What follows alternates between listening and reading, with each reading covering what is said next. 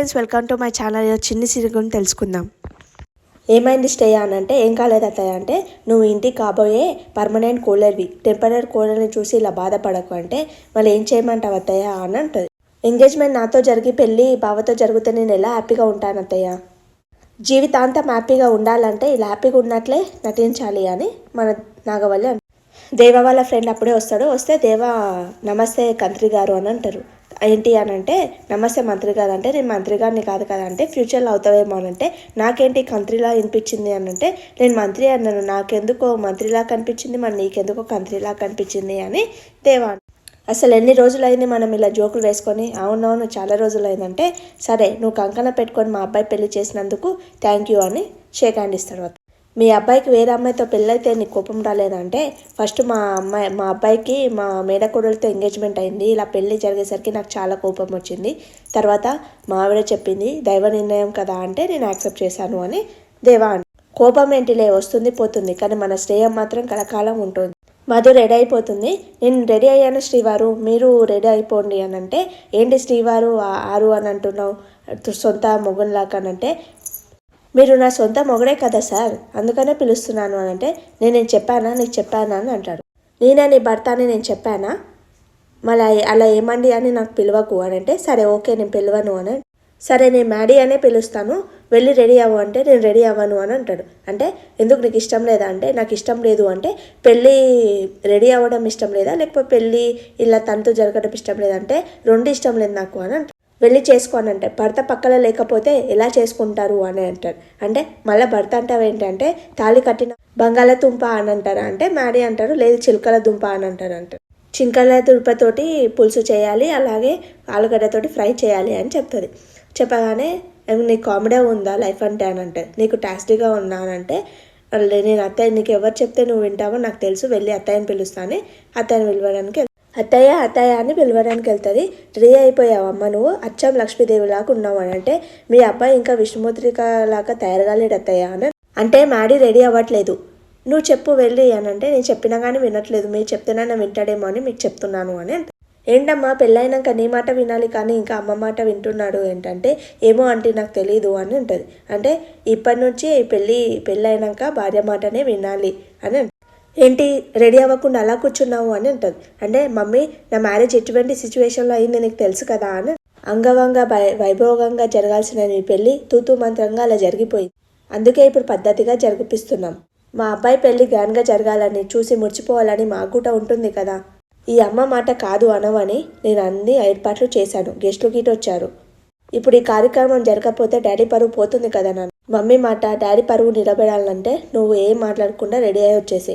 సరే mummy ready అవుతానని Maddy ready అవుతాడు. తర్వాత మన మధు ఇంకా వాళ్ళ అత్తయ్య పెద్ద అత్తయ్య మాట్లాడుకుంటా నవ్వుకుంటూ ఉంటారు. ఏమక్క ఈ మధ్య మధుతో నువ్వు క్లోజ్ అయినట్లున్నావు, అలా నవ్వుతున్నావు?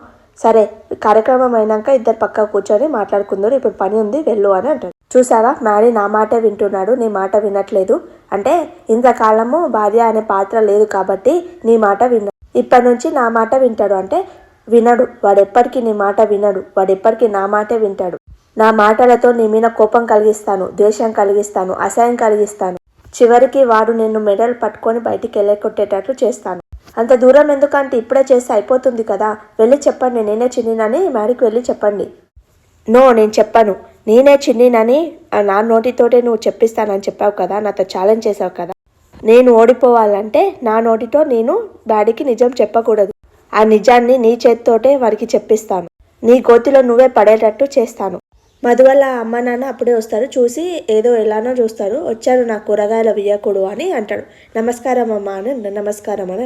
మధు మీ గురించి ఎదురు చూస్తూ ఉంది. ఎంతమంది గెస్టులు వచ్చినా ఆడపిల్లకు వాళ్ళ అమ్మ నాన్న వస్తేనే ఎంతో ఆనందంగా ఉంటుంది. తిలక్ గారు వచ్చి వీళ్ళెవరు అంటే, మా వియ్యకుడు అని అంటాడు. ఇతని పేరు సుబ్బారావు, ఇతని పేరు వదిన, మీ పేరేంటంటే, వియ్యకుల పేరు గిట్ట తెలీదా మీకు అని అంటాడు. ఏం చేస్తుంటాడంటే, బిజినెస్ చేస్తుంటాడంటే, కూరగాయల బిజినెస్ చేస్తుంటాడని దేవా అంటాడు అనమాట. నేను ఒక మినిస్టర్ అయినా ఒక కూరగాయలు అయిన వియ్యకులని కలిపింది నువ్వే అని ఏదో మీ వివేకు గారు ఇలా అంటున్నారు కానీ, మీ కూతురు ఇంటి కోడలు కావడం ఆ దైవ నిర్ణయం, అది ఎవ్వరూ మార్చలేరు. అవును కదా దేవా అంటే, అవునవును. మీకు ఎటువంటి అవసరం వచ్చినా నాకు ఫోన్ చేయండి, నేను నా ఫోన్ నెంబర్ ఇస్తాను, ఎటువంటి అవసరం వచ్చినా నాకు ఫోన్ చేయను అని లోకి మధు దగ్గరికి తీసుకెళ్ళి వాళ్ళ అమ్మ నాన్న అంటే లోకి తీసుకొని వెళ్తుంది అనమాట. తీసుకెళ్తే శ్రేయ చాలా కోపంగా ఉంటుంది. వాళ్ళ అమ్మ అది కొంచెం నవ్వుతూ నటించు వేయనంటే, ఎలా అమ్మ బావకు అలా తంతు జరుగుతున్నా నేను చూడలేకపోతున్నాను అని అంటుంది. తర్వాత మ్యాడీ రెడీ అయిపోతాడు. రెడీ అయిపోగానే మధు వచ్చి చూస్తుంది. పెళ్లి కొడుకులా చాలా బాగున్నావు అంటే, పెళ్లి కొడుకులా నటించాలి కదా పాత్రలా అని అంటే, నటించాలి కాదు జీవించాలంటే నువ్వు ఆల్రెడీ జీవిస్తున్నావు కదా అని మధుని అంటాడు. ఇద్దరం కలిసి జీవిస్తేనే కదా అది జీవితం అవుతుందంటే అది జన్మలో జరగదు అని అంటాడు. 7 జన్మలకి ఇదే జరుగుతుంది అంటే నువ్వు మారవా అంటే నిన్ను మార్చుకుంటాను అని అంటాడు. నీతో ఏమైనా డైలాగ్ రైటర్ ఉన్నాడా ఏంటి? ఆడపిల్లకు పెళ్ళైన తర్వాత ఎవరితో ఎలా స్క్రీన్ని మంచిగా వచ్చిందా లేదా అని కట్ చేసేవాడు ఎడిటర్ ఉంటాడు. అలాగే చందమామ కథలా సీన్ అనేది మంచి పోతుందా లేదా అని చూసుకునేది డైరెక్టర్ ఉంటాడు. అలా వాళ్ళందరూ ఉంటే సరిపోదు, హీరో డేట్స్ కిట ఉండాలి. నేను నీ పక్కన ఉంటేనే కదా ఇవన్నీ చేయడానికి వస్తానంటే నువ్వు ఉంటే ఉండు, లేదంటే నీ డూబ్ని పెట్టి కానిచ్చేస్తాను. వాళ్ళ అమ్మ నాన్న అప్పుడే వస్తాడు. అమ్మ నాన్న ఎప్పుడు వచ్చారు అంటే ఇప్పుడు వచ్చాను అంటే, ఏంటమ్మా కన్నీళ్ళు అంటే, అత్తారింట్లో ఇంత సంతోషంగా ఉండడం నా కూతురు చాలా సంతోషంగా ఉందమ్మా అని. బాగున్నారా బాబు అంటే బాగున్నారంటే, మధు ఇంటి కోడళ్ళు అయితే అందరు బాగానే ఉంటారు అని అంటే అందరు షాక్ అయ్యి ఇట్లా చూస్తారు. అంటే నాగవల్లి అంటే చెప్పింది అని. ఓకే తొందరగా రెడీ అవ్వండి, 10 నిమిషాల్లో పెళ్లి తంతునే జరగబోతుంది. మాంగళ్యం తంతు తప్ప అన్ని ముఖ్యమైనవన్నీ చేస్తాను ఇప్పుడు అని పంతులు గారు అంటాడు. అబ్బాయి గారిని తీసుకురని అని మధుని తీసుకురమ్మని చెప్తాడు. మన లోకి కంటది మన మధు మేనమామ తీసుకొని వెళ్తాడు. కానీ నాకు ఆ దేవుడు నిన్ను తీసుకో వెళ్ళేటట్లు చేసింది నాగవల్లి ఆంటీ అని చెప్తుంది.